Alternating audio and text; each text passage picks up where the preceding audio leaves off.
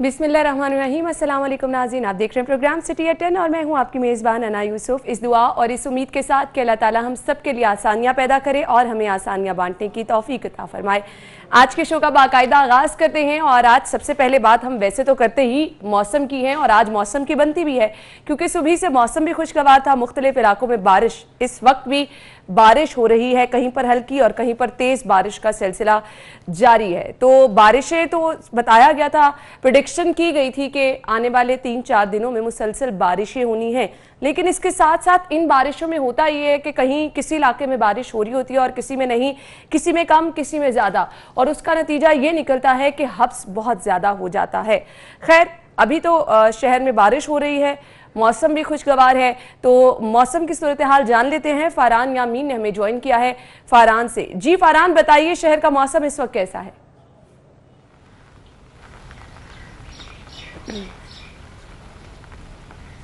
देखिए, गुज़िश्ता कुछ रोज़ से शहर में शदीद हबस का राश था जिसकी वजह से चरिंद परिंद और इंसान दोनों ही परेशान थे, लेकिन आज सुबह ही कुदरत मेहरबान हुई है लाहौर के बासियों के ऊपर और शहर के मुख्तलिफ इलाकों में कहीं हल्की और कहीं तेज़ बारिश बरसने का सिलसिला शुरू हुआ है, जो कि इस वक्त भी जारी है। मैं इस वक्त रेस कोर्स पार्क में हूँ, यहाँ पर इस वक्त भी बारिश बरसने का सिलसिला जारी है, जिसकी वजह से जो परिंदे हैं उनकी चहचहाट यहाँ पर सुनी जा सकती है। महकमा मौसमियात की जानिब से बताया गया है कि ये जो बारिश बरसने का सिलसिला है मज़ीद 2 रोज़ तक जारी रहेगा और शहर के मुख्तलिफ इलाकों में कहीं हल्की और कहीं तेज़ बारिश होगी, जिसका मतलब ये है कि जो लाहौर शहर के वासी हैं 2 रोज़ इंतहाई दिलकश और हसीन जो मौसम है उससे इंजॉय कर सकेंगे। महकमा मौसमियात की जानिब से बताया जा रहा है कि इस वक्त शहर का दर्जा हरारत 33 डिग्री सेंटीग्रेड है, जबकि कम से कम जो दर्जा हरारत है वो 26 डिग्री सेंटीग्रेड तक रहने का इम्कान है। इस वक्त शहर का दर्जा हरारत 28 डिग्री सेंटीग्रेड है, जबकि हवा में नमी का तनासुब 90% और 18 किलोमीटर फी घंटे की रफ्तार से हवा चल रही है। इस वक्त भी रेस कोर्स पार्क में बारिश बरसने का सिलसिला जारी है। इसके अलावा जो जिलानी पार्क में आप मौजूद हैं तो बहुत सारे लोग यहाँ पर मॉर्निंग वॉक के लिए आते हैं।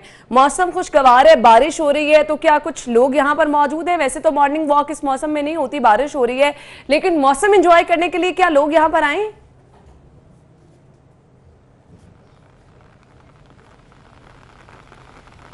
देखिए, जिस वक्त बारिश शुरू हुई थी उसके बाद जो शहरी है उसको आने का सिलसिला शुरू हो गया था। आज क्योंकि मंगल का रोज़ है, दफातर भी जाते हैं, तो यकीनी तौर पर शाम के औकात में बहुत ज़्यादा रश देखने में आएगा और जो शहरी अपने बच्चों के हमरा, फैमिली के हमरा मुख्तलिफ पार्कों का रुख करेंगे। लेकिन इस वक्त भी जो मुख्तलिफ लोग हैं जो आज काम पर नहीं गए हैं वो रेस कोर्स पार्क पहुँच रहे हैं। जी अच्छा फारान, ये भी बताइएगा, बारिश हो अभी यहाँ पर अगर मैं बात करूँ टाउनशिप के इलाके की, यहाँ पर तो तेज़ बारिश हो रही है और मुख्तलिफ इलाकों में हम देख रहे हैं हल्की बारिश भी हो रही है, कहीं पर तेज़ बारिश हो रही है, तो प्रेडिक्शन क्या की जा रही है? आज ये बारिश का सिलसिला दिन भर जारी रहने वाला तो नहीं है, क्या कहना है? जी तो नाज़रीन, अहम खबर आपने जान ली। आज की टॉप स्टोरीज की तरफ जाते हैं। सबसे पहले खबर आज डेली सिटी 42 की क्या है वो मैं आपको बताऊंगी। शाही किला की बहाली का मामला है। शाही किला की बहाली के लिए 1 अरब 45 करोड़ खर्च होंगे।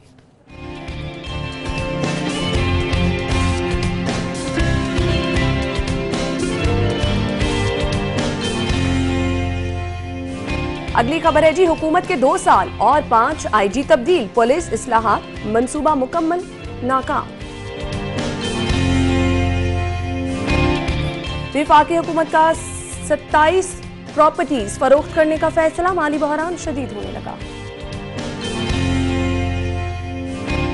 दूसरे सूबों के नंबर्स वाली गाड़ियां दोबारा रजिस्टर्ड करने का फैसला।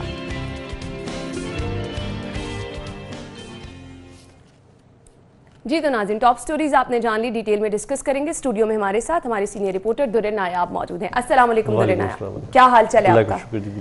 दुर्रे नायाब, सबसे पहले खबर की तरफ तो जाएंगे। शहर में बारिश हो रही है और जब बारिश होती है तो जिस तरह मुसलसल मूसलाधार बारिश हो रही है, पानी बहुत ज़्यादा जमा हो जाता है, तो बताइएगा आज भी क्या हमें उसी तरह से प्रॉब्लम फेस करनी पड़ेगी या कुछ हिकमत अमली बासा की जानिब से तब्दील हुई है? देखिए जी, प्रेडिक्शन जो थी वो तो की गई है कल से कि जी कल से बारिश होना थी, लेकिन अब कुदरत पे तो किसी का जोर नहीं है। एक दिन पहले बारिश का सिलसिला दाखिल हो गया है और वासा भी तभी कुछ काम कर सकता है ना जब कुछ कोऑर्डिनेशन हो।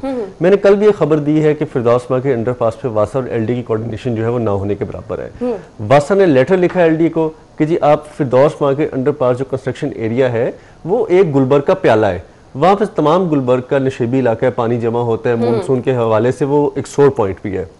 उस हवाले से वहाँ पे ज़्यादा एक्टिविटी करने की ज़रूरत है। और पिछली बारिश जो हुई है उसमें अंडरपास जो ज़ेरे तामीर था वो तमाम डूब गया और खुदाई रोकनी पड़ी। इस हवाले से अब उनकी आपस में बजाय कि कोऑर्डिनेशन हो, उनकी आपस में टसल शुरू हो गई है कि बजाय इस मसले को देखें कि वहाँ पे एच ब्लॉक है, और ये भी नहीं देखा जाता कि आपकी आपस की टसल में एक तो काम खराब होगा, दूसरा जे ब्लॉक है वो सारे डूब रहे हैं। फिर आपका मुबीन शहीद अंडरपास आपने हुसैन चौक के आगे जाके देखा वो किस तरह डूबा। फिर आपने पाशा ग्राउंड है गुलबर्ग में, वो भी डूबेगा। तो हालात तो डूबने वाले हैं, डूबेंगे। लाहौर का सिस्टम मुतासिर है और सबसे बड़ी बात है कि पुरसाने हाल कोई नहीं है। मतलब कि बारिश में जिस तरह से अफसरान निकलते हैं उस तरह से निकलते दिखाई नहीं देते। एक एमडी वासा निकल लेगा, एक अच्छा, आपने एमडी वासा की बात की। लास्ट मंडे जो बारिश हुई, मुझे पता है मुसलसल बारिश हुई, उस पे एमडी वासा का ये कहना था कि 2 घंटे दरकार है नकासियाब के लिए। लेकिन उस तरह की सूरत हाल में जब पूरा दिन मुसलसल बारिश हो रही है तो वो 2 घंटे आप कौन से 2 घंटे का वेट करेंगे? 2 घंटे वो होते हैं जब बारिश रुक जाए। ठीक है, जब बारिश रुकेगी तो सिस्टम को थोड़ा सांस मिलता है। सिस्टम को सांस मिलता है तो सिस्टम पानी लेना शुरू करता है। मानसून की बारिश है तो पूरा दिन भी हमने देखा ना जारी रहती है। वो जो बारीक बारिश है ना, जिस तरह अभी ये जो स्पेल है, अभी 1 मिनट के अंदर जितनी तेजी के साथ शॉवर आया, ये स्पेल जो है संभालना बड़ा मुश्किल होता है।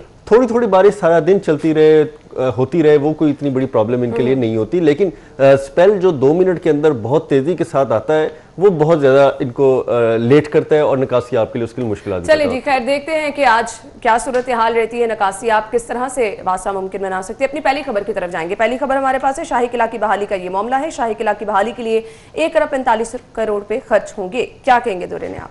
देखें जी, बफर जोन पहले तो जो प्रोजेक्ट था, मैं आपको थोड़ा बताता चलूँ कि वर्ल्ड सिटी अथॉरिटी और आर्कियोलॉजी ने इसको पहले भी इस पर बहुत सारा काम करना था। मुझे अच्छी तरह याद है ग्रेटर इकबाल पार्क का इफ्तिताह था तो उस वक्त वज़ीर आज़म नवाज शरीफ साहब खुद थे और इफ्तिताह करने आए। तो उन्होंने कहा जी कि ये शाही किला जो है ना बड़ा बेरौनक नज़र आ रहा है। मैं उस तकरीब में खुद भी बैठा था। बेरौनक नज़र आ रहा है, यहाँ पे लाइटिंग नहीं है, इसको खूबसूरत होना चाहिए, इसकी बहाली नहीं हो रही, बहुत सारी बातें जो है उन्होंने शिकवा शिकायत की।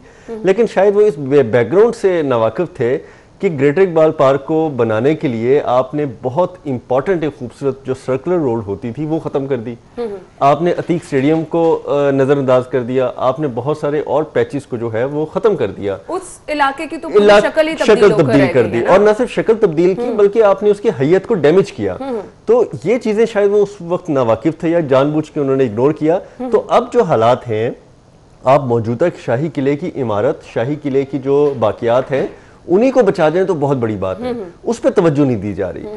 तवज्जो तो इस हद तक भी नहीं दी जा रही। मैं पिछले दिनों एक खबर बहुत ज़्यादा सर्कुलेट कर रही थी और बाद में उसको नेशनल चैनल्स ने भी अडॉप्ट किया, लोकल चैनल्स ने भी मुख्तलिफ उसको देखा कि शाही किला में वर्ल्ड सिटी अथॉरिटी ने कोई रंग जो है ना वो कोई अप टू डेट नहीं लगाया और रंग जो है क्वालिटी वाला ना होने की वजह से इमारत की जो है हैसियत और इमारत की जो खूबसूरती है वो डैमेज हो सकती है, कॉम्प्रोमाइज होगी। और यहाँ पर हमें पता है कि इतनी बड़ी तादाद में सयाह आते हैं और यहाँ पर अगर आप काम कर रहे हैं उस पे भी आप इस तरह का अच्छा फैसिलिटी क्या है। आप कभी शाही किला जाके देखें, आप वहाँ पे सिर्फ एक चक्कर लगाते हैं, चक्कर लगा के तस्वीरें खींचते हैं, थोड़ी सी जो रगबत रखते हैं हिस्ट्री से वही चंद लोग आपको वहाँ खड़े नक्शो निगार देखते इमारत की जो कंस्ट्रक्शन है वो देखते हुए नजर आएंगे।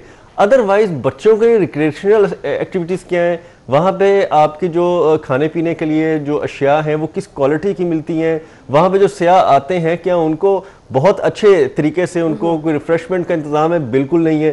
तो ये चीज़ें बहुत मैटर करती हैं। आप दुनिया में कहीं भी चले जाएं, आपके पुराने जितने भी किले हैं, जितने भी आपके पुराने इमारतें हैं, वहां पे बहुत जबरदस्त उनको रिफ्रेशमेंट का इंतजाम सयाहों के लिए मिलता है। ऐसे ही है। उसके बाद और हमारी वॉल सिटी तो इस बात से जो है वो बहुत ज्यादा मकबूल है कि यहाँ पर सयाह जो है वो बहुत बड़ी तादाद में आते हैं। अच्छा जी, और उसके बाद वहाँ पे आपको लिटरेचर जो है वो अप टू डेट लिटरेचर मिलता है उस बिल्डिंग या उस इमारत के बारे में, उस फोर्ट के बारे में, और वहाँ पे ऑडियो वीडियो की सहूलत भी होती है, उससे भी आप जायजा ले सकते हैं। फिर वहाँ पे बहुत खूबसूरत सुवीनियर्स रखे होते हैं उन्होंने, जो सयाह आते हैं और जाके अपने साथ लेके अपने अपने मुल्कों में वापस अपने घरों में सजाते हैं और अपने उसको टेबल का हिस्सा बनाते हैं।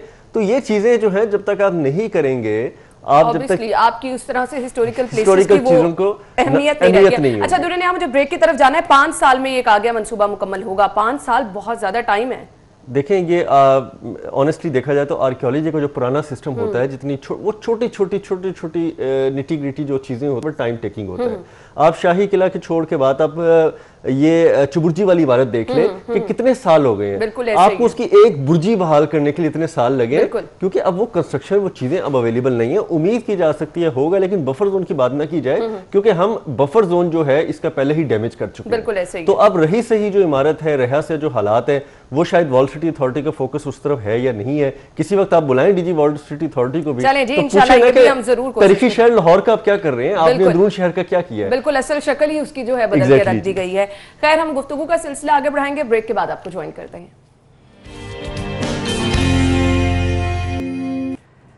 ब्रेक के बाद प्रोग्राम में आपको एक बार फिर से खुश आमदीद कहेंगे। अगली खबर की तरफ जाएंगे। और कल हमने ऑलमोस्ट तमाम मीडिया पर देखा कि हुकूमत के 2 साल मुकम्मल होने पर डिस्कशंस होती रही हैं। हमारी खबर भी इससे अब रिलेटेड ही है। हुकूमत के 2 साल मुकम्मल और 5 आईजी तब्दील, 2 सालों में 5 आईजी तब्दील, पुलिस इस्लाहात का मंसूबा मुकम्मल तौर पर नाकाम। वो जो हमने नारे सुने तो उसमें कहा गया थाना कल्चर की तब्दीली होगी, पुलिस इस्लाहात लाई जाएंगी, जबरदस्त निज़ाम होगा। इन 2 सालों में तो खैर वो बिल्कुल भी नहीं हुआ। क्या कहेंगे दुर्रे आप? बहुत ही आप जो है ना मासूम है ना। आपने तो जब नासिर दुरानी साहब रिजाइन करके गए थे, आपको तो वहीं समझ आना चाहिए था। सही क्या और उस वक्त तो तब्दीली सरकार को आए चंद माह हुए थे। बिल्कुल आपने और जिनके नाम पे उन्होंने इस्लाहात का नारा मारा था कि आए देखें हमने 5 साल केपी के पुलिस को क्या बना लिया, और हमने केपी के गवर्नमेंट में पुलिसिंग को किस तरह रिफाइन किया, और हम बेहतरीन आईजी को हम ला रहे हैं और उनको वहां पे पंजाब में उन्होंने तैनात किया। उसके बाद ब्यूरोक्रेसी ने जो उनकी मत मारी है, वो चंद ही माह सर्वाइव उन्होंने किया है। क्योंकि अगर बंदा अपराइट हो, बंदा अच्छा ऑफिसर हो, उसका विजन हो और वो कुछ करना चाहता हो, तो हमारे निजाम नहीं चलने देता उसको। बिल्कुल आपने सही। जितने पंजाब के पुलिस अफसरान थे, जितने पंजाब के करप्ट भी बहुत सारे एलिमेंट्स थे, उन्होंने इसको नाकाम किया। उसके बाद उन्होंने चंद माह रिजाइन देने के बाद ये किस्सा वहीं खत्म हो गया। उसके बाद से ब्यूरोक्रेसी का जो हाल हुआ है, चाहे वो पुलिस की थी, चाहे वो आपके सिविल सर्वेंट्स में डीएमजी ऑफिसर्स थे, दूसरे थे, आपने देखा है कि मैं आपको बताता हूँ, कमिश्नर साहब जो हैं वो कोई 5 दफा चले गए, ऐसे ही है। बिल्कुल आज तक नए कमिश्नर साहब आए नहीं, 1.5 माह होने के करीब हो गया होगा। अच्छा, उसके बाद डीजीपीएच 6 तब्दील हो गए। बिल्कुल सही। उसके बाद वो आज तक बेचारा एक बड़ा मुश्किल से इन्होंने एक स्टेबल किया है। उसके बाद डीजीएलडी कितने आए, कितने चले गए। इस तरह नंबर ऑफ जो ब्यूरोक्रेट्स हैं उनका क्या हाल किया। अब आईजी देखें, आपके आईजी चले गए 5, आपके जो चीफ सेक्रेटरीज थे वो किस तरह रद्दोबदल हुआ। इस तरह तो शायद किसी इदारे का ना कोई डीजी भी तब्दील नहीं किया जाता जो चीफ सेक्रेटरी और आईजी का इन्होंने हाल किया। फिर इस दौरान सबसे प्रॉब्लम जो मैं समझता हूँ मुश्किल थी, वो डिलीवरी की थी। जब आप इतना फ्रीक्वेंट चेंज करेंगे तो वो पहले डिलीवर कैसे करेगा। एक बंदा आता था, अच्छा देखता था जी कि पीटीए का ये विजन है, मैंने इसके मुताबिक चलना है, अभी वो परवान भरता ही था, सब उखाड़ पे। अच्छा दुर्रे आप एक चीज इरफान मलिक हमेशा कहते होते हैं कि हमारे पास पंजाब पुलिस के पास सबसे ज्यादा सहूलियात मौजूद हैं। फिर जो दावे किए जाते हैं कि आपने तब्दीली लेकर आनी थी, आपने थाना कल्चर तब्दील करना था। अब ये जो खबर की डिटेल में पढ़ी हूं तो मुझे शदीद अफसोस हो रहा है कि स्पेशल इनिशिएटिव थानों का इफ्तिताह किया गया, लेकिन बात आगे नहीं बढ़ सकी। खिदमत मराकज का इफ्तिताह किया गया, वो भी वहीं के वहीं रुक गया है। साबिक दौरे हुकूमत में बनने वाले प्रोजेक्ट डॉल्फिन और सेफ सिटी अथॉरिटी फंड्स की कमी के बायस आखिरी सांसें लेने पे मजबूर हैं। मतलब हमने खुद चीजें पकड़ के हाथ से बिगाड़ दी हैं। तो फिर लॉ एंड ऑर्डर की सूरत हाल तो जो है वो होगी हमारे सामने ना। आप देखें, अब खौफ का ये आलम है कि किसी को इस चीज का खौफ व खतर ही नहीं है कि जनाब हम अगर कोई इशारा काटेंगे तो हमारा चालान हो सकता है, हमारी कहीं पे कोई तस्वीर सेफ सिटी कैमरे से आ सकती है। अभी हमने कल एक न्यूज किया है कि एक रिक्शा ड्राइवर ने एक ही पॉइंट पर 50 दफा सिग्नल की खिलाफवर्जी की। अच्छा, खिलाफवर्जी ये हालात है। तो अब आप लोग सिस्टम को एक तरफ तो आपने कहा जी कि नहीं चलाना, चले मान लिया नहीं चलाना, लेकिन उसकी वजह से जो बिगाड़ पैदा हो रहे हैं, जो नुकसानात हो रहे हैं, जो मुआशरे में थोड़ी बहुत तमीज़ आई थी हमारे सिस्टम में शहरियों को कि हमने तरतीब से चलना है, लाइन और लेन का ख्याल रखना है, सिग्नल क्रॉस नहीं करना, थोड़ा सब्र तहम्मुल हमारे अंदर आना शुरू हुआ था, वो बिगाड़ पैदा हो गया। सेफ सिटी तो कोई नहीं है, बंद हो जाएगा, रोल बैक हो जाएगा, आवाम का पैसा लगा सारा ज़ाया हो जाएगा, बेशतर प्रोजेक्ट्स ज़ाया हो गए। लेकिन आप सिर्फ उसकी इफादियत तो देखें, और इफादियत देखने के साथ साथ उनको चलाने के लिए थोड़े काम तो करें। आपने रेस्क्यू को ज़कात पर लगाने की पूरी कोशिश कर दी, उसके बाद सेफ सिटी का क्या हाल किया, कौन सा प्रोजेक्ट है जो पुलिसिंग को बेहतर करने के लिए उसको चलाया गया। इरफान की बात बिल्कुल ठीक है कि बहुत सारे प्रोजेक्ट्स जो है वो इनिशिएट तो किए जाते हैं, उनका विजन भी अच्छा होता है, लेकिन वो आगे नहीं चल सकता। लाहौर पुलिस में इस वक्त ग्रुपिंग भी चल रही है, इख्तलाफात भी चल रहे हैं, अफसरान एक दूसरे के साथ बहुत ज़्यादा अच्छे तरीके से नज़र नहीं आते, पीछे बहुत सारी बातें भी चलती हैं। तो इस तरह के हालात में कोई भी इदारा परफॉर्म नहीं कर सकता। आईजी बेचारे एक आता है, दूसरा जाता है, तीसरा आता है, पांचवा आईजी 2-3 दफा अटेम्प्ट हो चुकी है, तब्दील होती रहेगी तो फिर और ये आईजी साहब में भी 2-3 दफा ऐसे अटैक हुए हैं कि इनकी जाने की बातें हुई और फिर 1-2 दिन बाद मामला थम गया। तो जब हर बंदा अपनी सीट हवा में और खतरे में महसूस करेगा तो वो परफॉर्म तो दूर की बात, वो सोचेगा भी नहीं कि वो कहेगा जी मैं आज हूँ, कल बस ठीक है मैं अपना सिस्टम देखता हूँ, उसके बाद चलते हैं जितनी नौकरी करनी है। आपने सही कहा, यानी अब ये मामलात जो हैं वो 2 साल के अगले 3 साल भी हमें अल्लाह ही हाफिज लग रहा है। अगली खबर की तरफ जाएंगे। अगली खबर हमारे पास है, माली बहरान शदीद होने लगा है। वफाकी हुकूमत का 27 प्रॉपर्टीज फरोख्त करने का फैसला, जिसमें शहर लाहौर की भी 13 प्रॉपर्टीज शामिल हैं। क्या कहेंगे दुर्रन आप? देखें जी, अब लाहौर शहर में हमने पहले अटेम्प्ट की प्राइवेटाइजेशन करने की कि जी हम ठेके पे चला दें। आपको याद होगा कि चंबा हाउस और इस तरह के मुख्तलिफ होटल्स को हमने कहा कि जिनको होटल में तब्दील कर दें, और बहुत सारे मरासले लिखे गए कि जी इनको लीज पे देना है, ठेके पे देना है, इनके रेवेन्यू जनरेट करना है। जब वो अटेम्प्ट भी नाकाम हो गई तो अब आप बहुत सारी ऐसी अपहोल्ड जो प्रॉपर्टीज़ हैं फेडरल गवर्नमेंट की लाहौर शहर के अंदर किसी ना किसी वजह से वो होल्ड की हुई हैं, अब आप उसको नीलामी की तरफ लेके जा रहे हैं। अच्छा, इनसे बंदा सिर्फ ये पूछे कि आप एक कीमती प्रॉपर्टी बेच के आज 1-2-5 अरब रुपए इकट्ठा कर लेते हैं, मान लिया उस 5 अरब कोई सिस्टम में झोंक देते हैं, सिस्टम में झोंकने से आपको हासिल क्या होगा? और बजाय कि आप अपनी कीमती प्रॉपर्टी से हाथ धो बैठेंगे, आपकी इतना बड़ा जब बड़े लेवल पे बिगाड़ हो तो आपकी ये रकम भी कहां चली जानी है? यही बात है, हमारे अरबों खरबों के मसाइल हैं। अरबों खरबों के मसाइल में ये छोटी छोटी प्रॉपर्टियां बेच के अगर आप सिस्टम को ठीक कर सकते हैं तो ठीक है, अगर आप नहीं कर सकते तो अपनी कम से कम बंदा इमलाक बचाए और रेवेन्यू जनरेशन पर तवज्जो दे जो नहीं दी जा रही। अगर इदारों की आज रेवेन्यू जनरेशन ठीक हो जाए, एक्साइज, एलडीए, आपके जितने भी इदारे हैं, रेवेन्यू, एफबीआर, इनकम टैक्स, ये अपना काम ठीक करना शुरू कर दें तो मेरा नहीं ख्याल कि आपको इदारे बेचने की जरूरत पड़ेगी, आपका रेवेन्यू स्मूथ फ्लो हो जाएगा।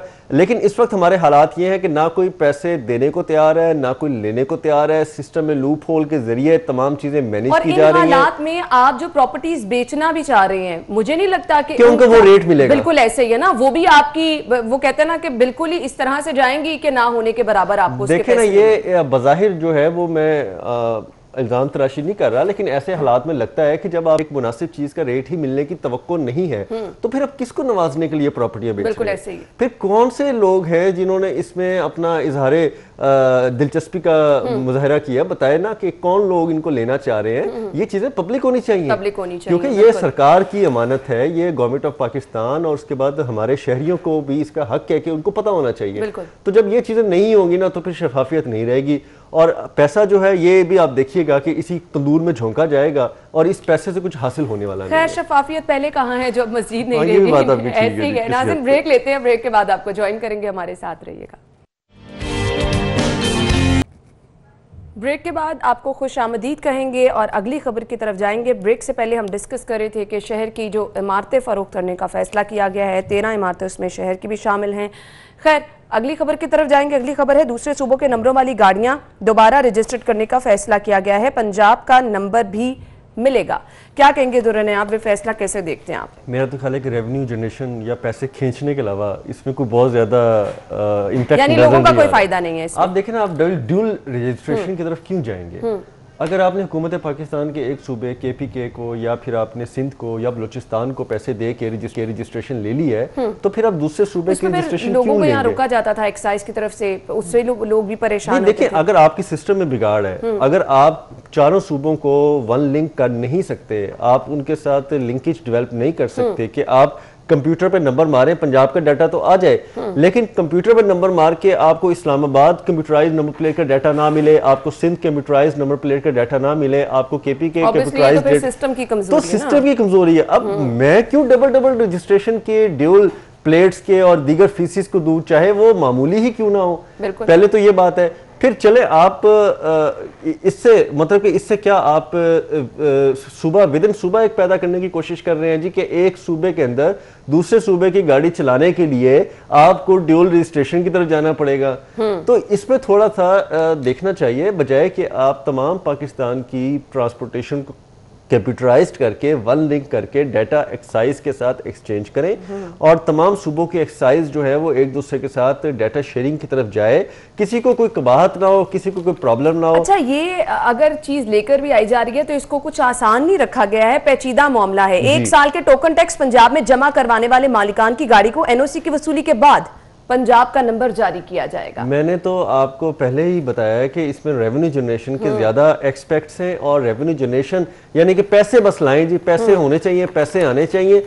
उसके अलावा इसकी बहुत सारी कॉम्प्लिकेशंस हैं जिसमें से मैं पहले बयान कर चुका हूं कि ये चीज़ तासुर नहीं जाना चाहिए कि मैंने केपी के गवर्नमेंट का कंप्यूटराइज नंबर पेशावर का ले लिया, फ़र्ज़ करें मैंने सिंध का ले लिया, मैंने इस्लामाबाद का ले लिया, लेकिन उसके बाद जी मैं एक फीस दे के अब अपना तमाम था डाटा जो है वो वहाँ भी रखवाऊँगा। भाई ये तो इंटरलिंकेज है, पाकिस्तान के अंदर तमाम गाड़ियाँ तमाम शहरों में फिरती हैं, तमाम आपने देखना है कि क्या वो जो सेट पैटर्न है, कंप्यूटराइज नंबर प्लेट है वो अवेलेबल उसको लगी है कि नहीं लगी, उसके बाद उसके टोकन्स या जो सिस्टम है वो हम आज तक नहीं बना सके। बिल्कुल ऐसे हमें नहीं पता कि लाहौर शहर के अंदर जो लाहौर रजिस्टर्ड गाड़ियाँ हैं उनके अंदर 50% गाड़ियों ने अभी 100% अप टू डेट टोकन पे किए हैं कि नहीं किए। कोई ऐसा मैकेनिज्म है तो बता दें लाकर आप, और ऐसा मैकेनिज्म अगर आपके पास बन जाता तो आपके घर मेरे घर में एक चालान आता है कि दुल्हन साहब आपकी गाड़ी के 2 साल के टोकन अनपेड है तो फौरी आप आगे दे दें, अदरवाइज आपकी गाड़ी को घर आके या जो भी जुर्माना हम आपको पे कर देंगे। भाई सिस्टम की आसानियां तो ये है। और इन सब के लिए तो हमने यही देखा है कि रैंडम नाके लगाए जाते हैं, वहां पे रोक के आपके चेक किए जाते हैं टोकन बस, और इसके अलावा वक्त किया जाता है और घंटों घंटों वहां पे जो है वो ट्रैफिक के भी वबाल जो है वो बना रहता है। और एक रैंडम नाके के दौरान आप गाड़ियां देखते हैं, कभी डालते हैं, कुछ फिर एक अहलकार आपको साइड पर ले जाके भी कोई बातचीत करता नजर आ रहा होता है। अब वो बातें क्या होती हैं वो अल्लाह जानता है। तो ये चीजें जो है ना इस तरह नहीं होती। सिस्टम जो है वो आपके घर तक, आपके रजिस्ट्रेशन की, आपके मालिक की शिनाख्त तक जाना चाहिए। और एक गाड़ी 9 हाथ बिक चुकी होती है तो वो अभी भी पहले मालिक के नाम पे होती है।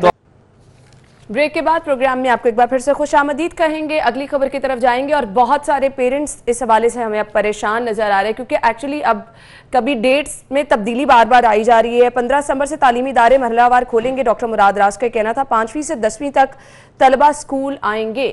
दुर्ने आप क्या कहेंगे? अच्छा, 5वीं से 10वीं तक आएंगे और एक पहली से 5वीं तक का क्या मुस्तबिल होगा वो बता दें जी। और उसके बाद ये जो बच्चे किस्तवार आएंगे, हाँ। इस पे थोड़ा सा लोगों को रिजर्वेशन होगी। और अभी हम ब्रेक में भी ये चीज डिस्कस कर रहे थे कि अगर मैं और मेरा भाई स्कूल पढ़ते हैं तो मुझे इजाजत होगी एक दिन जाने की, अगले दिन उसको जाने की इजाजत होगी। बिल्कुल ऐसे। और अगर हम छोटे हैं तो माँ बाप सिर्फ अपनी नौकरियां नहीं करेंगे, वही मैं कह रही थी, अम्मा सारे काम छोड़ के ना बच्चों को छोड़ने ले जाने में लगे रहेंगे। ठीक है जी। और उसके बाद स्कूल के अंदर 6 फुट से आपने जो 3 फुट का फासला कर दिया है, फिर 3 फुट के बाद जो फासला बिल्कुल भी नहीं रहेगा उसको कौन यकीनी बनाएगा। इस वक्त SOPs के तहत जो पार्कों का हाल है, जो मार्केटों का हाल है, अब जो शादी हॉल के बाद खुलने के बाद हाल होना है, आप वहां देखें तो सही कि क्या हालात हैं कि लोग तो बिल्कुल किसी चीज की पाबंदी नहीं कर रहे और कोई पासदारी नहीं कर रहे, बेफिक्र होके बैठे हैं। और स्कूल तो वैसे ही आपके बंद स्कूल जिस टाइम क्लासेस शुरू हो गई उस टाइम अंदर जाके कौन देखेगा कि आपके SOPs पर कोई अमल दरामद कर रहे हैं। कैंटीन के कल्चर में आप किस तरह SOP को यकीनी बनाएंगे? बच्चे जाते हैं, इकट्ठे खाते पीते हैं, अपना टिफिन शेयर करते हैं, बहुत सारे छोटे बच्चों के कल्चर है, आप उनको देख नहीं सकते। आप हर बच्चे में एक टीचर को नहीं बिठा सकते। आपकी क्लास में अगर 25, 30, 40 बच्चे हैं तो इसके 25, 30, 40 बंदे उस पर ड्यूटी देंगे, पॉसिबल नहीं है। फिर बच्चे हैं, छोटे बच्चे हैं, एक दूसरे को हाथ भी लगा देते हैं, एक दूसरे को छू भी लेते हैं, एक दूसरे की बोतल से पानी भी पी लेते हैं। तो बहुत सारी चीजें हैं जिसको इम्प्लीमेंट यकीनी बनाना पड़ेगा। ये बड़ा सेंसिटिव मैटर है। अगर आपने इतना सोच विचार करके फूंक के कदम रख ही लिया है तो फिर कोई थोड़ा बेहतर मॉडल बनाना चाहिए, उसको कोई बेहतर तरीके से चलाना चाहिए। क्योंकि बज़ाहिर ये जो चीजें सामने आ रही है ना कि आपके स्कूल्स पहले तो खुलेंगे, पहली से चौथी जमात तक खोले नहीं जा रहे, वो जनवरी में और सिर्फ एक जस्टिफिकेशन मुझे आना बता दें कि एक दिन छोड़ के बच्चों को एक दिन बुलाने का, यानी कि आधे बच्चे एक दिन क्लास लेंगे, आधे बच्चे एक दिन क्लास लेंगे। उसमें ठीक है, आप क्लास के अंदर रश को तो कम कर सकते हैं, लेकिन फिर वो जो मैटर्स उनके सामने फेस करने पड़ेंगे वो यकीनी नहीं बना सकते। बिल्कुल ऐसे ही। और इस पे मामले पे मुझे तो लगता है कि ये होगा कि एसओपीज पर आप अमल तो नहीं करा सकेंगे, अलबत्ता जब आप स्कूल्स खोल देंगे उसके बाद जो नताइज आएंगे फिर हम देखेंगे कि हर गुजरते दिन के साथ फैसला तब्दील हो रहा है। वो नताइज जो है ना वो फीस की सूरत में भी आ सकते हैं। हो सकता है किसी ने फीस में एसओपी फीस रख दी हो, तो जब माँ बाप फीस देखें कि यार इसमें तो अब एसओपी फीस भी एक ऐड कर दी गई है, ये तो स्कूल्स मालिकान को अच्छा बहाना मिल गया ना। तो ये चीजें भी देखनी पड़ेंगी। और हमारी एजुकेशन अथॉरिटी की तो रिट पहले ही मौजूद नजर नहीं आती। आपने देखा कि प्राइवेट स्कूल जितनी ज्यादा वायलेशंस कर रहे हैं, जितनी ज्यादा फीसें बटोर रहे थे माजी में भी, और छुट्टियों के दौरान जो फीसें ली जा रही थी, आज तक वालिदैन रिलीफ के मुंतजिर हैं। तो जब आपकी रिट ही नहीं है, माजी में भी देखी गई है, तो अब आगे ये एसओपी पे रिट को किस तरह यकीनी बनाएंगे? आ जाके बाद फिर डिप्टी कमिश्नर पे और कमिश्नर पे आ जाएगी, कमिश्नर पहले ही नहीं है और जो डिप्टी कमिश्नर है वो आधा दिन बेचारा वैसे जी ये माफिया है और माफिया के आगे हम बेबस हो गए। ये कहानी आपने होल स्टोरी दी एंड ऐसे ही है, इसका एंड यही होता है। खैर अगली खबर जरूर ऐड करना चाहेंगे। गौहर एजाज ने जिन्ना अस्पताल को स्टेट ऑफ द आर्ट बनाने का ऐलान कर दिया है। जिन्ना अस्पताल में गौहर एजाज साहब की खिदमत पहले भी हम अक्सर जिक्र करते रहते हैं और जिस तरह से हमारे हेल्थ डिपार्टमेंट का हाल है उसमें मैं कहूँगी ये किसी ब्लेसिंग से कम नहीं है। अच्छा, मैं वैसे हैरान था कि अब उनको स्टेट ऑफ द आर्ट बनाने का ऐलान तो नहीं करना चाहिए क्योंकि वो already state of the art उसको बना रहे हैं। और जितना मैंने देखा है ये कोरोना के दिनों में भी जितनी किट्स उन्होंने डोनेट की हैं और वहाँ पे जितने फ्री जो टेस्ट है कंडक्ट गौहर एजाज और इनके जो फोरम है उसने करवाए हैं, किसी ने नहीं करवाए। दूसरी बात, जो डायलिसिस सेंटर वहां पे चल रहा है, मैंने किसी जगह पे बिल्कुल मैंने किसी जगह पे प्राइवेट किसी मेंटर या किसी भी जो डोनेशन देने वाले फिलैंथ्रोपिस्ट जो होते हैं उसके तवज्जुह से चलता नहीं देखा। दूसरी बात, जो वहां पे स्टाफ, डॉक्टर, नर्सिस, पैरामेडिक और इवन के वहाँ पे जो सफाई करने वाले भी वार्ड बॉयज़ को जिस तरह से इनाम दिया जाता है, उनकी खिदमात को एक्नॉलेज किया जाता है, वो भी मंजर नहीं कभी देखा। और उसके बदले में वो क्या करते हैं, वो अपनी पूरी एफर्ट लगाते हैं मरीजों के साथ। अच्छा, स्टेट ऑफ आर्ट के लिए अब रही बात बिल्डिंग्स की, फर्नीचर की, बेड्स की, वहाँ पे फैसिलिटीज की, वो ऑलरेडी प्रोवाइड की जा रही हैं। तो मेरा ये ख्याल है कि अब अगर वो ये देखें कि एक बंदा अगर इतना कुछ कर सकता है तो शहर में कितने बड़े बड़े कारोबारी हजरात हैं, ताजर हजरात हैं, बड़े बड़े बिजनेसमैन हैं, बड़े बड़े ऐसे लोग हैं जो ऑलरेडी चैरिटी करते हैं, तो उनको भी हॉस्पिटल अडॉप्ट करने के लिए, हॉस्पिटल को अपनाने के लिए इससे हौसला मिलेगा। और बहुत सारे, हमेशा मैंने देखा है कि कुछ लोगों की ना बहुत सारी बातें होती हैं कि जी वो बहुत अमीर है, उसके पास बड़ा पैसा है, लेकिन जब वो इस तरह का कोई अमल कर रहा होता है तो या तो उसकी अपनी भी नीयत होती है कि प्रमोशन ना हो, या वो कम से कम कहता है कि इस चीज को अल्लाह के दरमियान रहना चाहिए। लेकिन मैं ये कहता हूं कि इन चीजों को हाईलाइट होना चाहिए ताकि दूसरे लोगों के लिए आप इंस्पिरेशन बने और दूसरे लोग भी इस तरह से। और जो लोग समझते हैं कि ये लोग बहुत कमाते हैं तो ये पैसा जो है ना वो अपने साथ ले जाते हैं, तो उनको अंदाजा होना चाहिए कि नहीं, कुछ हिस्सा कुछ लोग, चाहे वो चंद है, सैकड़ों में 2, 4, 5 लोग होंगे, वो जो है वो ये काम कर रहे हैं। तो इसमें बहुत अच्छा पॉइंट है। और इसके साथ साथ मेरा ख्याल है कि ये जो गौहर एजाज साहब का ट्रस्ट का जो जॉइंट वेंचर है वो ना सिर्फ जिन्ना में, मुझे याद पड़ता है कि शायद ये फ्रेंड ऑफ पीआईसी के नाम से भी डोनेशन कर रहे हैं, वहां पे भी काम कर रहे हैं, नई जो बिल्डिंग बनाई है वो भी कर रहे हैं। तो काफी खिदमात है और हमेशा हम लाहौर वाले उनको याद रखेंगे, उनकी खिदमात पे यकीन रखना भी चाहिए। ऐसा ही है। और फिर बहुत सारे लोग इससे जो है वो फायदा उठा रहे हैं, तो बहुत सारे लोगों की दुआओं में भी गौहर एजाज साहब शामिल हैं। अगली खबर की तरफ जाएंगे और अगली खबर है लोगों के इंटरेस्ट की। बहुत सारे लोग परेशान हैं और मैं अक्सर शायद सरफराज साहब को कहती हूँ कि ये चीज जो है अब प्लान करके जो है वो की जा रही है, क्योंकि अब जो गैर एलानिया लोड शेडिंग है उसका अजाब जब लोगों को भुगतना पड़ा है, यूपीएस लोगों के जवाब दे गए हैं और लेस्को और एनटीटीसी जो है वो एक दूसरे पर जिम्मेदारी डाल रहे हैं। अभी तो खैर बारिश की वजह से हम देखते हैं कि लोड शेडिंग मुख्तलिफ इलाकों में होती है। कल सारा दिन मुख्तलिफ इलाकों में घंटों बिजली बंद रही। रीजन क्या है किसी को कुछ पता ही नहीं है। अच्छा, 1 घंटे के दौरान कई दफा बिजली आई और कई दफा गई। और रीजन की बात है कि आप तो ये भी नहीं कह सकते कि बारिशें होंगी तो फीडर ट्रिप कर गए, वो बहाना भी खत्म हो गया। फिर लोड मैनेजमेंट की जो बात है वो भी आप नहीं कर सके, वरना आप कहते थे कि तलब इतनी है और रसद इतनी है और ये हमारी बिजली जो है ना हम मैनेज नहीं कर पा रहे, फलाना हो गया। तो ये बातें भी जो हैं अब वो नहीं हो सकी। अब इसका मतलब है कि हमने सिस्टम पे तवज्जो नहीं दी। जब हमारे पास टाइम था सिस्टम के मेंटेनेंस का, सिस्टम को बेहतर करने का, उसके फेलियर्स को दूर करने का, हमने वो काम नहीं किया और अब हमें उसके अनइवन किस्म के जो है फेलियर्स आ रहे हैं। सरमा में हमेशा ये प्लानिंग की जाती है कि आप लोड मैनेजमेंट कर रहे हैं, इसलिए आप जो है वो लोड शेडिंग कर रहे हैं ताकि गर्मियों में मसला ना हो। मसला तो हमेशा वहां का वहीं रहता है। अच्छा देखें, सर्दियों में बाकायदा इसका फंड रखा जाता है। लेस्को समेत वापडा और जितनी भी इनकी अलायंस कंपनीज हैं उसके अंदर एक बाकायदा बजट हेड होता है जिसमें मेंटेनेंस होती है, जिसमें आपने बहुत सारी तारें तब्दील करनी है, लाइन लॉसेस जिन वजूहात की बिना पर हो रहे हैं वो आपने तमाम सेटअप को तब्दील करना है। और आपकी बात ठीक है कि इस पर मौसम सरमा से काम शुरू किया जाता है, मौसम गर्मा का वेट नहीं किया जाता। और अब तो हम मौसम गर्मा से भी निकल के बरसात में एंटर हो चुके हैं और बरसात एक ऐसा मौसम है जिसके अंदर शदीद जो है वो हब्स होता है और आप उसके अंदर जितना मर्जी कंट्रोल कर लें। लोगों ने एसी भी चलाने हैं, लोगों ने गर्मी से भी बचना है, जान आपकी निकल रही होती है, पंखे के नीचे पसीने आ रहे होते हैं आपको। और आई मस्ट से ये वाली गर्मी तो बहुत और ये वाली गर्मी बहुत मुश्किल है। और इस बार पिछले साल के जो बरसात की गर्मी थी इस बार जरा डिफरेंट गर्मी है। और इस बार तो आप पंखे छोड़ के एसी के अंदर भी चले जाएं तो आपको ठीक ठाक टाइम लगता है अपना खुश करवाने में। तो ये तो अल्लाह ताला की तरफ से कोई शायद मौसम का बिगाड़ है। लेकिन हमें क्या है कि हमने जो इस वक्त बदतर हालत देखी है सिस्टम की लोड शेडिंग की, कि 5-5, 6-6 घंटे मुतवातिर लोड शेडिंग के बाद भी कोई पूछने वाला नहीं है। बिल्कुल ऐसे कोई बंदा ये नहीं बता रहा कि जी क्या हो रहा है, कौन कुछ कर रहा है। कोई मीडिया को कोई प्रेस रिलीज जारी नहीं करने के बता के रवादार कि जी हम किसी को बता ही दें कि सिस्टम में फेलियर कहां बना है। सबसे जो मुझे चीज पे अफसोस होता है कि आप किसी हेल्पलाइन पे कॉल कर लें, आपकी कोई सुनवाई नहीं है, आप लेस्को ऑफिस चले जाएं, आपकी कोई सुनवाई नहीं है, अल्टीमेटली लोग परेशान। लेकिन आपकी इजाजत से मैं दूसरी तरफ एक रोशनी डालूं कि ये देखें ना, ये लेकिन एक काम हो रहा है कि सेक्रेटरी पावर की सरकारी रिहाइशगाह को लोड शेडिंग से।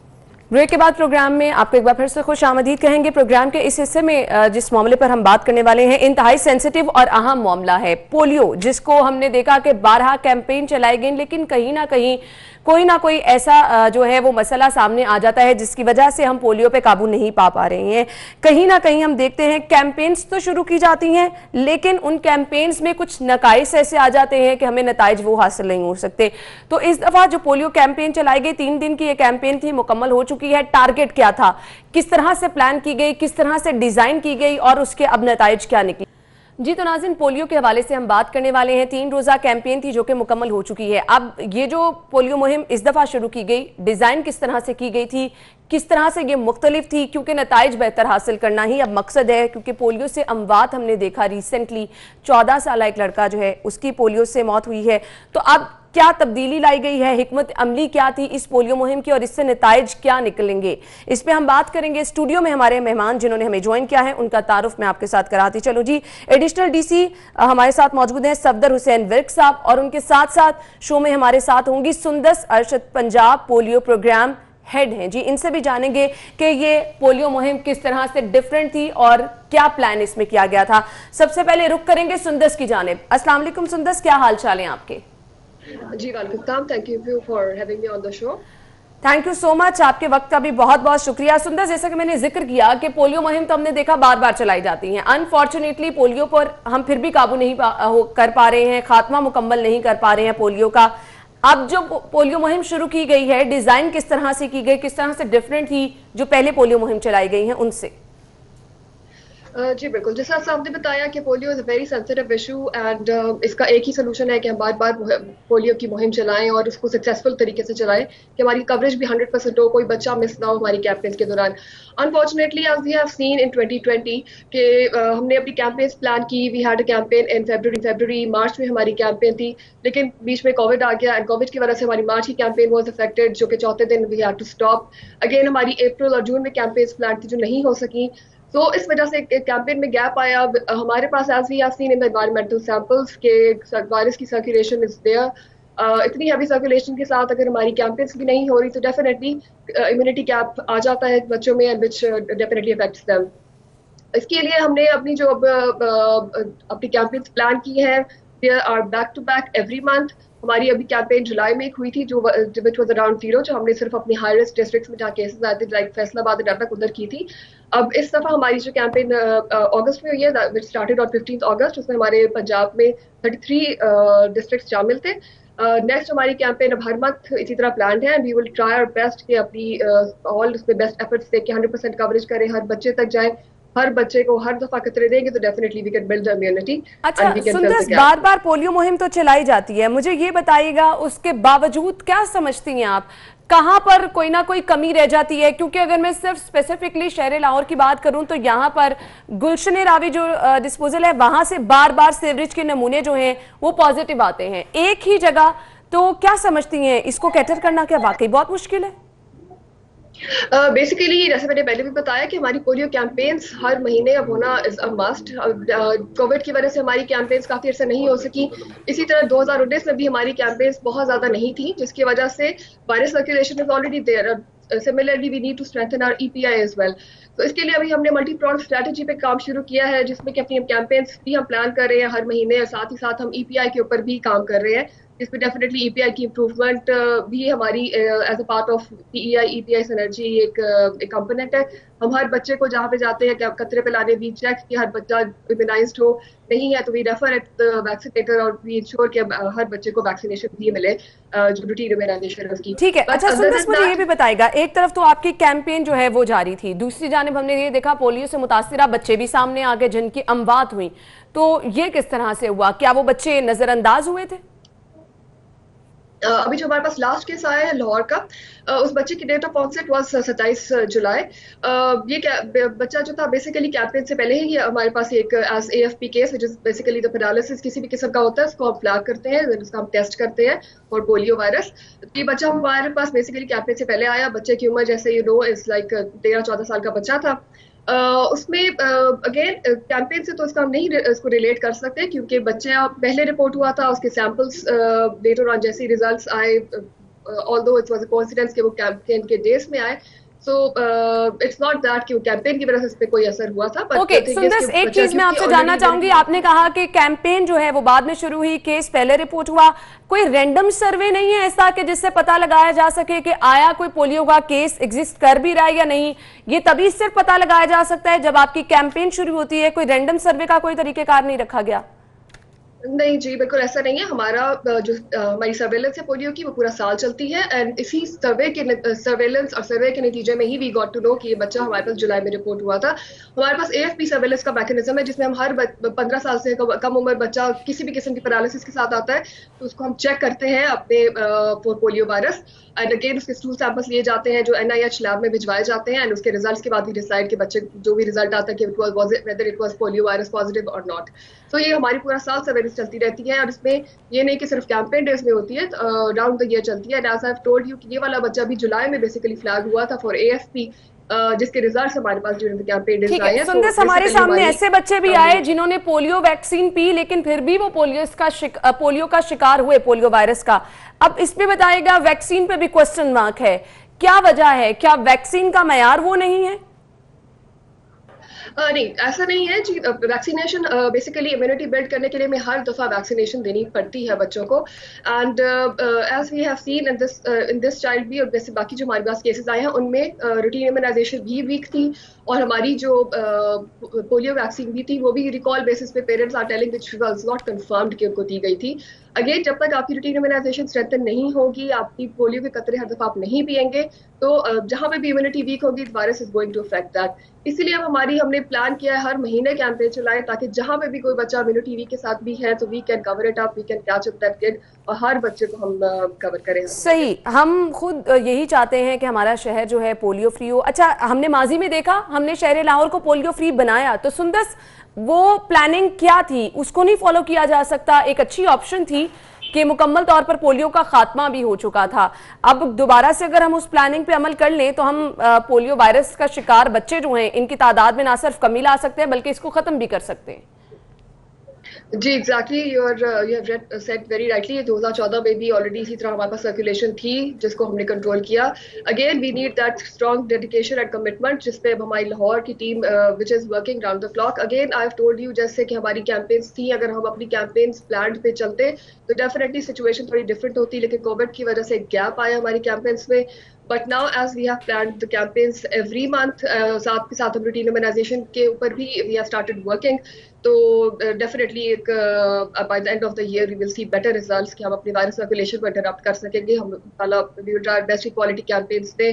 जैसे कि अभी भी हमारी कैंपेन चल रही है, हमने अभी 17 मिलियन बच्चों का हमारा टारगेट था। अभी हमारे कैचअप डेज चल रहे हैं, हम ठीक है जी, कैचअप डेज इस वक्त चल रही है। सुंदर, अब मेरा आखिरी क्वेश्चन आपसे ये होगा कि आप लोग कैंपेन डिजाइन करके दे देते हैं, आप वो लोग जिनकी जिम्मेदारी है, सफदर विर्क साहब हमारे साथ मौजूद है, मैं उनसे जानूंगी कि वो किस तरह से करते हैं, लेकिन आपके यहाँ कोई मॉनिटरिंग का सिस्टम है कि आया जो कैंपेन आपने डिजाइन की है अकॉर्डिंग उसके काम चल रहा है शहर में या नहीं? जी बिल्कुल, इसमें एक बहुत प्रॉपर मॉनिटरिंग के साथ ही हमारी कैंपेन डिजाइन है। हमारी campaign from grass root level till upper level, हर लेवल पे कैंपेन मॉनिटर की जाती है। यूसी लेवल के ऊपर हमारे पास चार्जेस यूसीएमओ हैं जो टीम्स को मॉनिटर करते हैं। Then we again have tehsil monitors, we have district monitors. हम प्रोविंशियल लेवल से भी अपने मॉनिटर्स हर डिस्ट्रिक्ट में यूसी लेवल तक भेजते हैं। देन फेडरल लेवल से भी even we get monitors. And after the campaign ends हमारे पास एक एलक्यूएस का रिजल्ट है जिसमें हम डिफरेंट रैंडमली यूसीज को चेक करते हैं। वी सी कि कितने बच्चे कवर्ड है, कोई मिस तो नहीं है। So by the end of the day we have complete assessment के किस जगह पे क्या क्वालिटी ऑफ द कैंपेन रही है, एंड अकॉर्डिंगली वी मोटिवेट के अगली दफा में किस तरह से इसको बेहतर करना। So there is the complete. ठीक है जी, थैंक यू सो मच सुंदर, बहुत बहुत शुक्रिया and wish you good luck. हम लोग खुद चाहते हैं कि ये जो कैंपेन्स चल रही हैं इनके नतीजे अच्छे निकले। यहाँ पे मैं लोगों से भी रिक्वेस्ट करना चाहूंगी कि जरूर ताउन करें, क्योंकि ये लोग बहुत मेहनत कर रहे हैं। हमारी टीमें जो पोलियो की हैं वो बारिश, किसी किस्म का मौसम भी नहीं देखती, धूप, लोगों के घरों में जाके वो पोलियो के कतरे पिला रही हैं। आपका ताउन बहुत ज्यादा जरूरी है। खैर, अब शहर में इस मुहिम को किस तरह से लेकर जाया जा रहा है, किस तरह से निगरानी की जा रही है, हम जानेंगे। एडिशनल डीसी सफदर विर्क साहब हमारे साथ मौजूद है। ब्रेक के बाद आपको ज्वाइन करते हैं। Welcome back. गुफ्तगू का सिलसिला आगे बढ़ाएंगे। हमारे साथ मौजूद हैं एडिशनल डीसी सफदर हुसैन विर्क साहब। उनसे जानेंगे जो पोलियो मुहिम डिज़ाइन की गई इसका टारगेट क्या था और कहां तक जो है वो बेहतर नताइज हासिल करने की उनको उम्मीद भी है। सफदर साहब, मुझे बताइएगा, 3 रोज़ा पोलियो मुहिम थी, मुकम्मल हो चुकी है, क्या टारगेट था और उस पर किस हद तक पूरा उतरे हैं? Thank you madam. लाहौर में इस वक्त जो कैंपेन 3 दिन की हुई है उसके कैचअप डेज अभी भी जारी हैं। आज उसका 5th डे है। ये 15 अगस्त से हमने स्टार्ट की थी, सैटरडे से। तो इसमें टारगेट इस दफ़ा 15.5 लाख छोटे बच्चों का, जो कि 5 साल की उम्र तक के बच्चे हैं, उनका टारगेट था, जिसको हम कवर करने की कोशिश कर रहे हैं। और अल्लाह का शुक्र है हम 98 तक कल तक हम पहुंच चुके हैं। 98% हमने कवरेज कर ली थी। तो इस वक्त आज भी हमारा कैचअप डे 5th जो डे है वो चल रहा है और इंशाल्लाह हम 100% टारगेट अचीव कर लेंगे। सही। अच्छा, मैंने जिस तरह से सुंदर से भी पूछा कि पोलियो मुहिम डिज़ाइन की जाती है, कहीं ना कहीं नकाइस रह जाते हैं जिसकी वजह से अनफॉर्चुनेटली हमें वो नताइज हासिल नहीं होते हैं। तो क्या आप समझते हैं कौन से इलाके ऐसे हैं जो कि हाई रिस्क हैं और उन पर क्या कुछ आपकी हिकमत अमली तब्दील थी इस दफ़ा?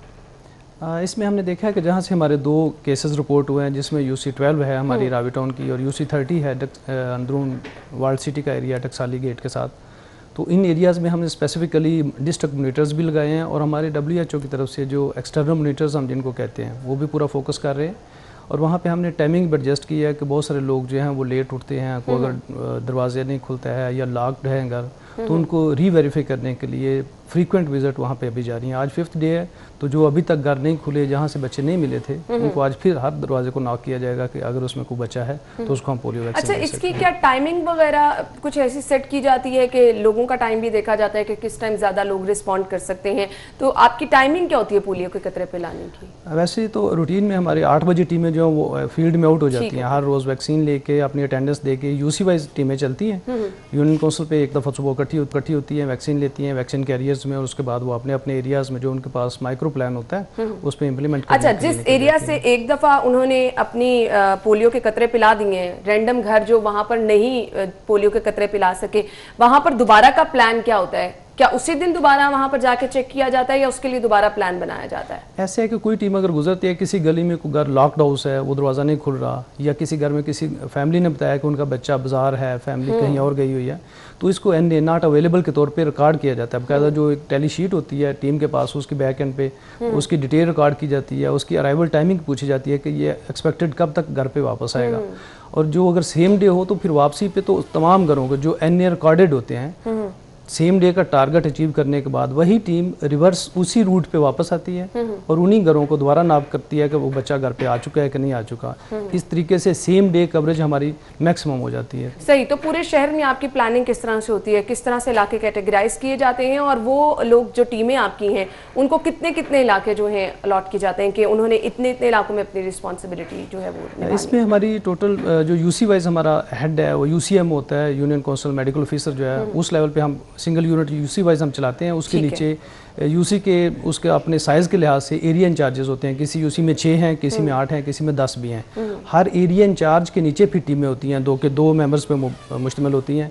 किसी के पास 6 हैं, किसी के पास 8 हैं। तो डेटा कलेक्ट करने में भी बहुत ज़्यादा आसानी हो जाती होगी, इतना वेल मैनेज्ड अगर सिस्टम है। जी बिल्कुल ऐसे। बिल्कुल। तो मुझे ये बताएगा, हमने बार बार देखा गुलशन रावी डिस्पोजल से, जैसे कि मैंने सुंदर से भी जाना, तो वहाँ पर क्या कोई प्लानिंग चेंज होती है, क्योंकि बार बार वहीं से सैंपल पॉजिटिव आते हैं? इसमें मैडम मैं ये सबमिट करना चाहूँगा कि लाहौर इतना बड़ा मतलब एक सिटी है जिसमें डेली कम से कम 1.5 से 2 लाख लोगों की आमदोरफ्त है। ऐसे ही बिल्कुल। और दूसरी बात जिसको हम इग्नोर नहीं कर सकते कि लाहौर में यहाँ पे बिजनेस के पॉइंट ऑफ व्यू से, रहायश के पॉइंट ऑफ व्यू से तमाम पाकिस्तान से लोग मूव करते हैं, लोग आते हैं। बिल्कुल ऐसे ही है। और जब आते हैं यहाँ पे रहायश भी रखते हैं, यहाँ पे लोग अपना थोड़ा बहुत जो स्टे करते हैं उसकी वजह से हमें नहीं पता कि कौन कैरियर है कौन नहीं है। मोस्टली लोग जो एंट्री है वो हमारी अगर जीटी रोड की तरफ से हम देखते हैं, केपी से और दूसरे सूबों से बहुत सारे लोग आते हैं, हमारे पश्तून इस तरह की पॉपुलेशन भी है। तो उस एरिया में इसलिए हमें इवन के बहुत सारी कैंपेन करने के बावजूद भी अभी तक जो हमारे सैंपल हैं वो पॉजिटिव मिल रहे हैं unfortunately, but we are trying our level best. जिस तरह मैडम सुंदस ने भी बताया कि ड्यू टू कोविड हम ये 4 माह इन कैंपेन्स को नहीं चला सके, तो अभी प्रोविंशियल लेवल पे ये डिसीजन हुआ है और जो हमें डायरेक्शन मिली है कि हम दिसंबर तक हर मंथ एक कैंपेन चलाएंगे। और कुछ मैं आपसे ये जानना चाहूँगी, पोलियो टीमों के बहुत तहफ़्फ़ुज़ात आते हैं कि फील्ड में जब वो जाती हैं तो उनको बहुत सारी मुश्किलात का सामना भी रहता है, फिर उनको सही तरह से फैसिलिटेट भी नहीं किया जाता। तो पोलियो टीमों की मुश्किलात को कम करने के लिए इस दफ़ा कुछ किया गया है?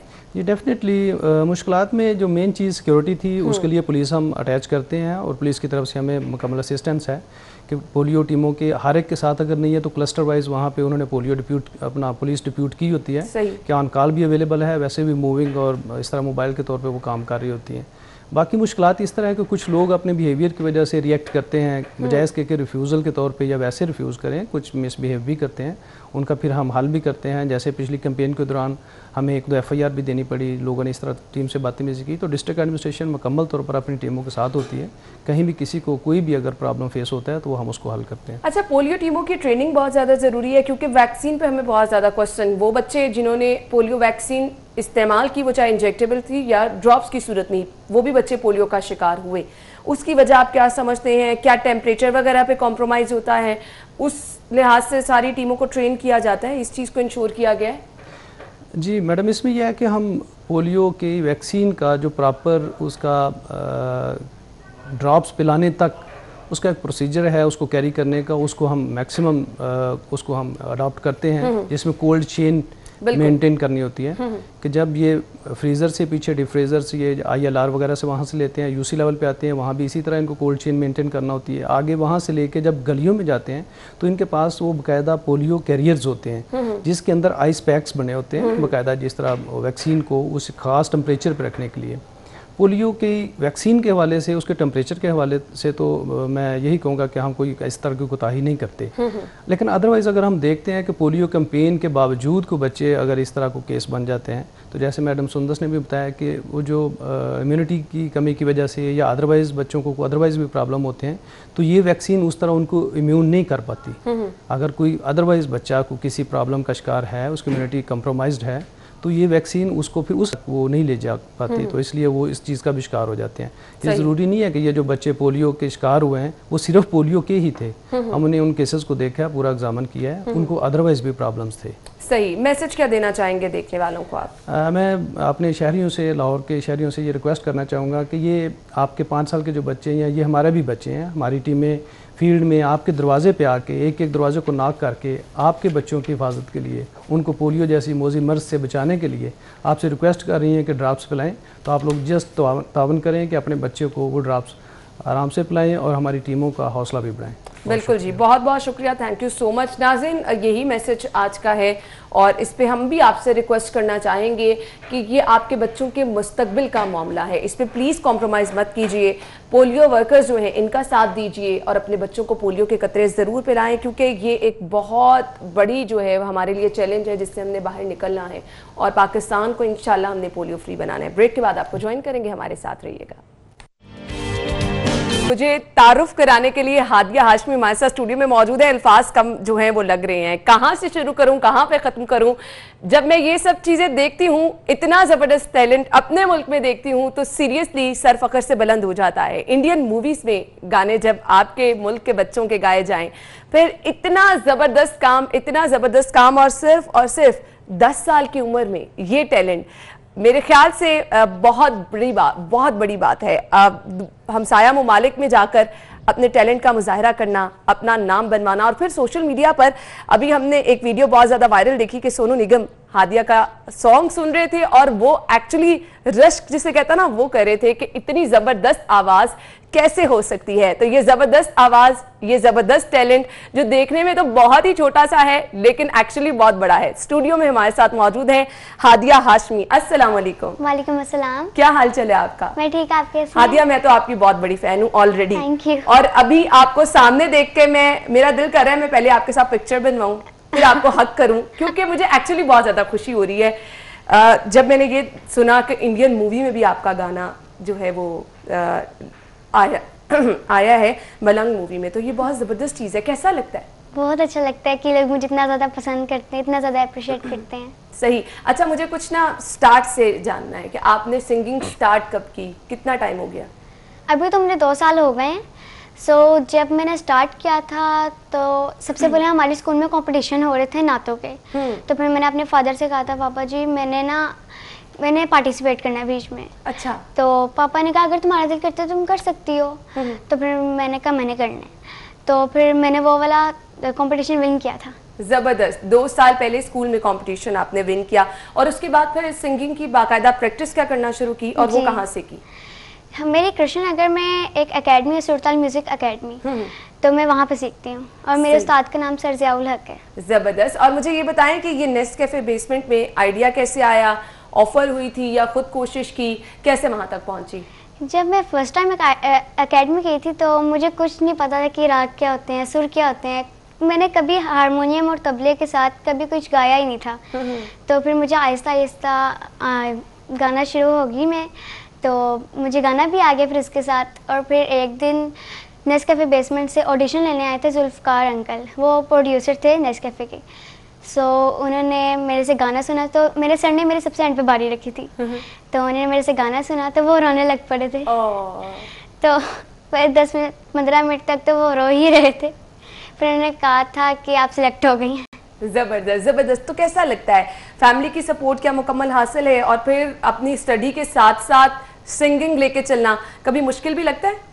नहीं, दोनों चीजें मैनेज कर लेती हूँ। जी ठीक है। तो घर में सबसे ज्यादा किसी चीज को मुश्किल समझोगे तो वो मुश्किल होगी, नहीं तो नहीं। जबरदस्त। और ये वो बच्चे जो देख रहे हैं उनके लिए मैसेज है कि जिस चीज को आप मुश्किल समझेंगे वो मुश्किल होगी, लेकिन अगर आप उसको मुश्किल नहीं समझेंगे तो खुद ब खुद आप उसको आसान बना लेंगे। मुझे ये बताएं, घर में सबसे ज्यादा सपोर्ट कौन करता है?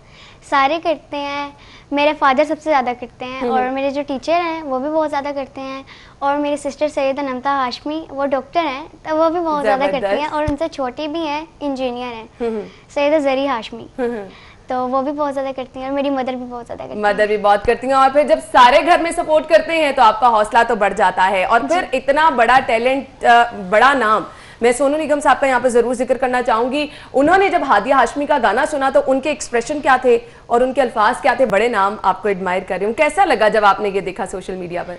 सबसे पहले तो मैं अपने अल्लाह ताला का शुक्र अदा करती हूँ कि इतने बड़े सिंगर, इतने बड़े उस्ताद ने मेरा सॉन्ग सुना और वो रोने लग पड़े, तो मुझे कुछ समझ ही नहीं आई कि। और उसके बाद हमने शाम को पार्टी भी रखी थी अपनी अकेडमी में। जबरदस्त जबरदस्त। और इसके बाद कि आपको इस तरह से पसंद किया गया, एडमायर किया गया, तो इसमें पार्टी भी रखी, पार्टी तो बनती है। अच्छा हादिया, मुझे ये बताएं, प्रैक्टिस कितनी करती हैं? मैं सुबह जब उठती हूँ तो 2 घंटे करती हूँ, अभी तो क्वारंटीन चल रहा है ना, तो मैं जब सुबह उठती हूँ तो 2 घंटे करती हूँ, और जब शाम को जाती हूँ अकेडमी 6 बजे तो फिर मैं तब भी 2 घंटे करती हूँ। जबरदस्त जबरदस्त, प्रॉपर प्रैक्टिस जो है उससे बेहतरी आती है, हमारा गला साफ रहता है और आवाज़ भी सही रहती है। सही, तो इसकी मैंने आपसे टिप्स पूछनी है कि आप अपने गले का जो है वो किस तरह से ख्याल रखती हैं, क्योंकि सिंगर्स को ये भी रखना पड़ता है। हम गुफ्तगू का सिलसिला आगे बढ़ाएंगे नाज़रीन। ब्रेक के बाद आपको एक बार फिर से खुश आमदीद कहेंगे। हादिया हाशमी हमारे साथ मौजूद हैं, और हादिया मौजूद हो हम कुछ सुने ना, ये तो पॉसिबल ही नहीं है। गुफ्तगू करेंगे लेकिन सबसे पहले हादिया से हम कुछ सुनना चाहेंगे। जी हादिया, क्या सुना रही हैं? मैं आपको बोल भी सुनाऊंगी। जरूर।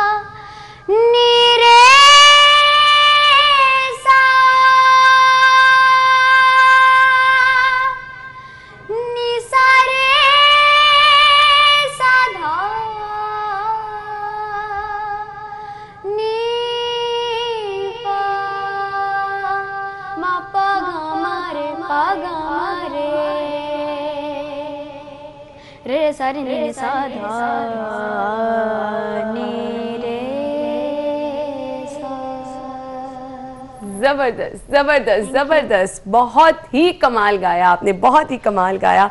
हादिया मुझे ये बताएं, प्रैक्टिस आपने बताया 2 घंटे करती हैं, और मुझे ये बताइएगा गले की आपने बात की, इसका बहुत ज्यादा ख्याल रखना पड़ता है, खाने पीने की चीजों का भी एहतियात करनी पड़ती होगी, कैसे करती हैं? बोतल ना पी के, और आइसक्रीम तो बच्चे बहुत शौक से खाते हैं, कैसे कॉम्प्रोमाइज कर लेती हैं? कभी कभी बहुत ज्यादा कभी कभी खाती हूँ, जब हो, मतलब कि रोज ही होते हैं मेरे तो प्रोग्राम्स, लेकिन जब ना हो तो कभी कभी खा लेती हूँ। सही, तो कभी ऐसा हुआ है कि गला खराब हो गया और फिर बहुत ज्यादा प्रॉब्लम भी हुई हो? जी हुआ, बहुत दफा हुआ है। अच्छा मुझे ये बताएं, प्रैक्टिस के लिए कितनी आपको लगता है कि हर रोज तैयारी करना और अपने आप को बेहतर करना, इम्प्रूवमेंट करना हर रोज बहुत ज्यादा जरूरी है? अभी तो सोनू निगम जी ने मेरा सॉन्ग सुना तो अब मेरे अंदर और जज्बा आ गया कि यार मैंने और अच्छा करना है, मैं और ज्यादा मेहनत करूं। तो सबसे पहले जो भी मैं गाना याद करती हूँ उसको सुनती हूँ। हमें गाना सुनने से ना ज्यादा हमें याद होता है। सही, सुनने से हमें ज्यादा याद होता है। जब गाना गाती हूँ तो उसके सबसे ज्यादा पहले ना 4 दिन तो हमें लगते हैं इसकी फीलिंग्स बनाने में। ठीक है, वो ज्यादा जरूरी है। फील करना कितना जरूरी है? आप अंदर से जब तक उसको फील ना करें, वो आपके एक्सप्रेशन में नजर आ रहा था अभी आप गा रही थी तो, कि जिस तरह आप फील के साथ गा रही हैं, तब तक आप मेरे ख्याल से अपने गाने के साथ इंसाफ नहीं कर सकते। जी, जब तक किसी चीज में फीलिंग्स नहीं होगी तो कुछ भी नहीं है वो चीज। सही जी, जब तक फील नहीं होगी तब तक कुछ भी नहीं है। बिल्कुल, ये चीजें होती है ना, सिंगिंग, ये सब आपके अंदर की एक फीलिंग होती है जो आप बता रहे होते हैं। कोई इंस्पिरेशन जिसका गाना आपको बहुत ज्यादा पसंद हो, जिसको आप बचपन से सुनती हो, जिसको देख के लगता हो कि मैंने इस लेवल तक पहुंचना है? मैडम नूरजहान। जबरदस्त जबरदस्त, इतनी सी हमारी हादिया है और इतना बड़ा नाम, इंस्पिरेशन। कौन सा गाना उनका सबसे अच्छा लगता है? जदो होली जलाना मेरा नाम। सॉरी, जदो होली जलाना मेरा नाम। सही, तो हमने हादिया से एक जाते जाते भी गाना सुनना है, लेकिन हादिया मुझे ये बताइएगा, पाकिस्तान में बहुत बहुत बड़े नाम है, हम उनसे सीखते भी हैं। आप मुझे बताइएगा, मैडम नूरजहान के अलावा कौन कौन से अभी जो ऐसे सिंगर हैं जिनको आप बहुत पसंद करती हैं, जिनके गाने आप सुनना पसंद करती हैं और सुनती भी रहती हैं पाकिस्तान में? हाँ, मैडम आबदे परवीन और sir Ali Zafar, sir ma'am Sanam Marvi और सर आतिफ असलम।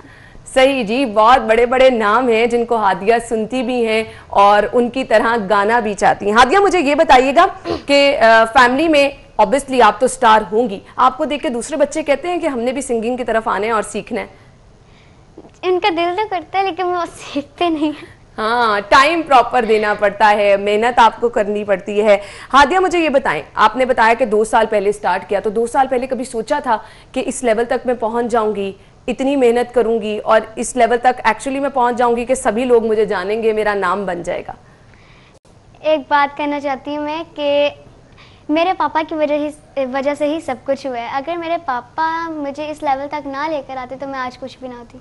बिला शुबा ये पेरेंट्स की दुआएं होती हैं, उनकी सपोर्ट होती है जो आप किसी मकाम पर पहुंच जाते हैं। सपोर्ट किया जबरदस्त। और अक्सर हम देखते हैं कि फादर्स जो होते हैं वो इतना बेटियों को सपोर्ट नहीं करते हैं, लेकिन हादिया जैसे बता रही हैं, ये बहुत जबरदस्त चीज है कि उनके फादर ने उनको बहुत सपोर्ट किया है। मुझे इस टाइम क्लोजिंग की तरफ जाना है। Hadiya, thank you so much. Message आप पहले क्या देंगी, फिर मैंने जाते जाते आपसे सॉन्ग भी सुनना है। हमारे वो बच्चे जो देख रहे हैं, जो आपसे इंस्पायर हो रहे हैं, सिंगिंग करना चाह रहे हैं, उनके लिए मैसेज क्या होगा? कि कोई भी चीज मुश्किल तो होती लेकिन कभी नामुमकिन नहीं होती। जबरदस्त मैसेज है जी। मुश्किल जो है वो चीजें होती हैं, नामुमकिन नहीं होती, सिर्फ और सिर्फ आपको मेहनत करनी पड़ती है। Thank you so much, wish you good luck. आप जाते जाते हमारे नाज़रीन को कुछ सुनाती जाए हादिया। आपको मैडम आब्दा परवीन का सूफियाना कलाम सुनाऊंगी। जरूर जरूर।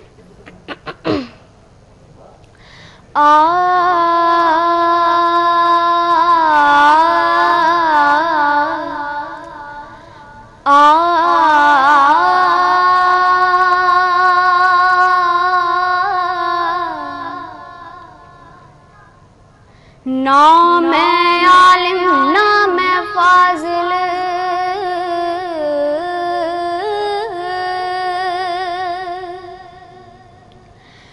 ना मैं आलिम ना मैं फाजिल, ना मुफ्ती ना काजी हूँ, ना दिल मेरा दोज़ख मंगे,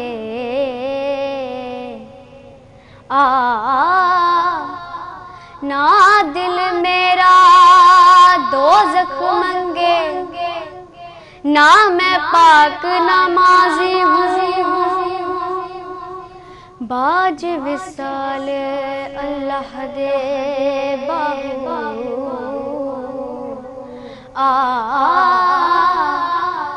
बाज विसाल अल्लाह दे बाहू, हुए दुनिया कोड़ी बाजी